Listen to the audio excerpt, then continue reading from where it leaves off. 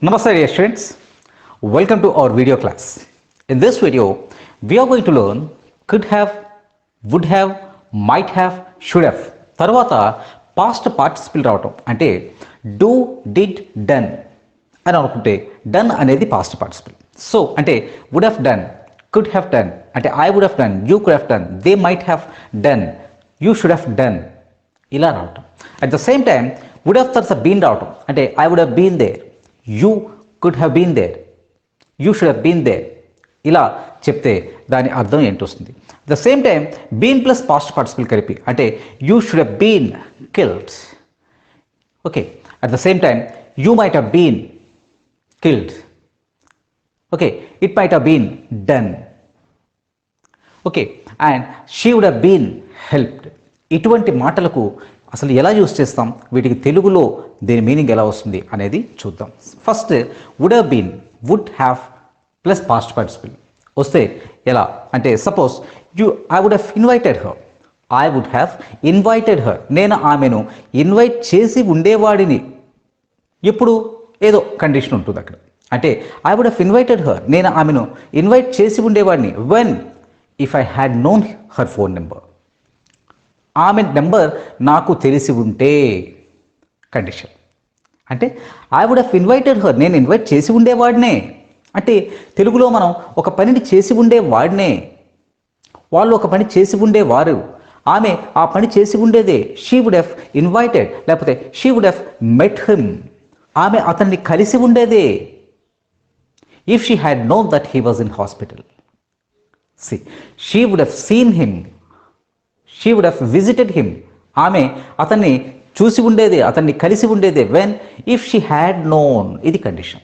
If she had known that he was in hospital, అతను హాస్పిటల్లో ఉన్నాడని తెలిసి ఉంటే ఆమె కలిసి ఉండేదే. She would have visited, she would have seen him.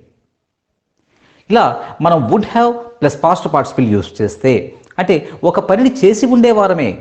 I would have called you but I lost your phone number, I would have called you, but I lost your phone number. If I had known your number, if I had got your number, I would have called you. నీ number నాకు ఉంటే నేను నీకు phone చేసి ఉండేవాడినే. I would have called you. She would have visited you. Okay, I would have లేదా they would have attended the party. They would have attended the party. వాళ్ళు పార్టీకి attend అయి ఉండేవారే. They would have attended the party. But they were not in the city, they had not been in the city.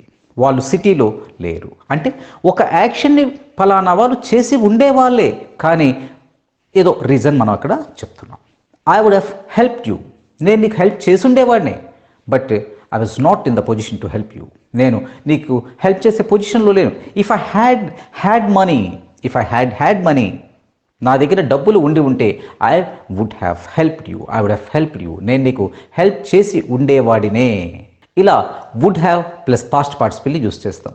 Past పార్టిసిపల్కి బదులుగా been వస్తే ఎలా ఉంటుందంటే I would have been there, నేను అక్కడ ఉండేవాడినే. ఇది కేవలం బీన్ వస్తే ఉండడం మాత్రమే. I would have been there, నేను అక్కడ ఉండేవాడిని. She would have been here, ఆమె ఇక్కడ ఉండేదే. If she had caught the train, she would have been here on time or in time. ఆమె ఇక్కడ ఉండేదే. ఓకే, అంటే వుడ్ హ్యావ్ తర్వాత బీన్ వస్తే ఉండడం. I would have been there, she would have been a doctor, ఆమె డాక్టర్గా ఉండేది, ఆమె డాక్టర్ అయి ఉండేది. If she had studied harder, if she had studied MBBS, ఆమె ఎంబీబీఎస్ చదివి ఉంటే she would have been a doctor. Okay, అంటే బీన్ అని వస్తే అది be form. She would have been here, ఆమె ఇక్కడ ఉండేది, she would have been a doctor.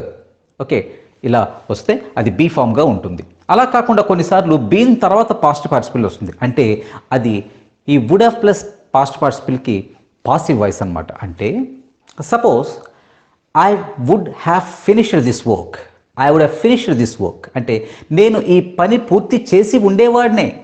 I would have finished this work, నేను ఈ పనిని పూర్తి చేసి ఉండేవాడిని.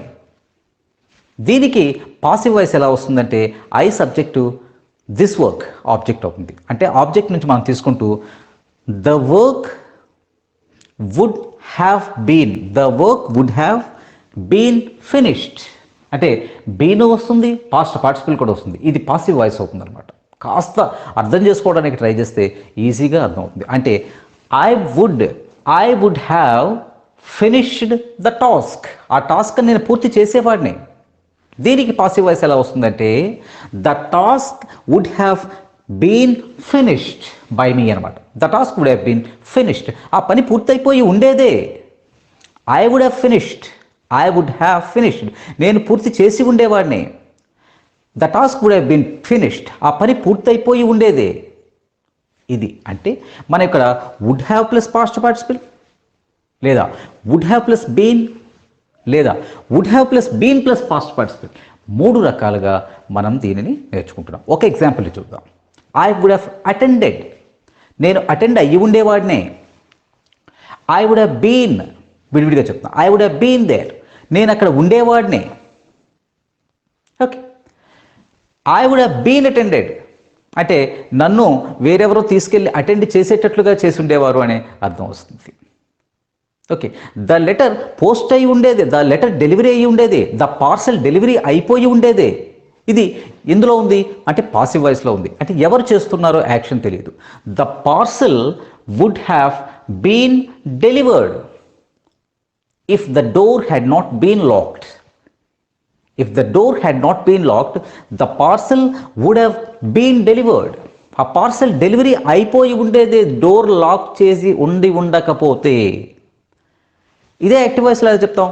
I would have delivered the parcel, లేకపోతే he would have delivered the parcel. He would have delivered. పాసివ్లోకి వచ్చేసరికి the parcel would have been delivered. The parcel would have been delivered. ఇదే తేడా. కొంచెం అర్థం చేసుకుంటే అర్థమైపోతుంది. The parcel would have been delivered. ఆ పార్సల్ డెలివరీ కాబడి ఉండేదే, అయిపోయి ఉండేదే. If the door had not been locked.